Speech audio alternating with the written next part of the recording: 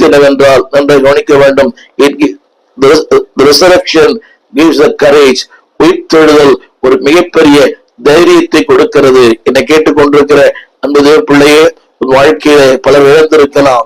உங்களுக்கு அன்பானவர்கள், பிரியமானவர்கள் இழந்து இருக்கலாம். ஆனால் உயிர்த்தெழுதல் நம்பிக்கை என்ன சொல்ல தெரியுமா அன்பானவர்களே? இந்த வீடு அழிந்து போனாலும் 2 கொரிந்தியர் 5:1, இந்த வீடு அழிந்து போனாலும் தேவனால் கட்டப்பட்ட கைவேலை இல்லாத நித்திய வீடு பரலோகத்திலே நமக்கு உண்டாய் இருக்கிறது. என்னை கேட்டுக்கொண்டிருக்கிற அன்பு தேவ பிள்ளையே, இதான் கிறிஸ்து கொடுக்கிற தைரியம். தொடர்ந்து வசனங்களை வாசிக்கலாம், நேரமில்லை. பிலிப்பியர் 1:21, 2 கொரிந்தியர் 5:1, 2 தீமோத்தேயு 4:6. இந்த வசனங்கள் என்ன சொல்லுது என்று சொன்னால் அன்பானவர்களே, கிறிஸ்துவின் அந்த உயிர்த்தெழுதல் it gives the courage. மூன்றாவது குறிப்பாக நான் சொல்ல விரும்புகிற அடுத்த வார்த்தை எல்லாம் தெரிந்த வசனம் தான், மத்தேயு 6:25.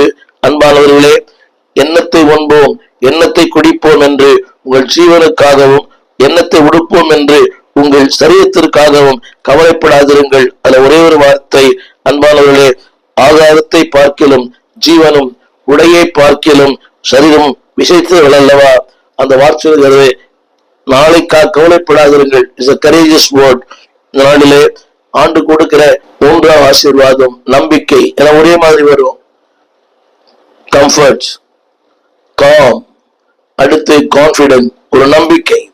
இன்னைக்கு கேட்டு பாருங்களேன், நம்பிக்கையற்ற உலகத்துல கிறிஸ்துவின் உயிர்த்தெழுதல் நம்பிக்கை தருவது. சில வசனங்களை நான் சொல்ல விரும்புகிறேன். நம்முடைய தேவைகளை அவர் சந்திப்பார் என்கிற நம்பிக்கை. மத்தேயு 6:25, நம்முடைய தேவைகளை சந்திப்பார். அதனால சொல்லுகிறார், நாளைக்காக கவலைப்படாதிருங்கள், நாளைய தினம் தன்னுடைய கவலைப்படும். ஒரு 6 குறிப்பாக சொல்ல விரும்புகிறேன். அவர் நம்பிக்கை தருகிறார், தேவைகளிலே ஒரு நம்பிக்கை. அடுத்தபடியாக உம்முடைய பாதுகாப்பிலே ஒரு நம்பிக்கை. 1 பேதுரு 1:5. அடுத்தபடியாக அன்பானவர்களே, நித்தியத்தை குறித்த ஒரு நம்பிக்கை. நீங்க நிறைய பேர் நம்பிக்கையே இல்லை, எங்கே போவேன் எங்கே வாழ்வேன், ஆனால் நித்தியத்தை குறித்த ஒரு நம்பிக்கை.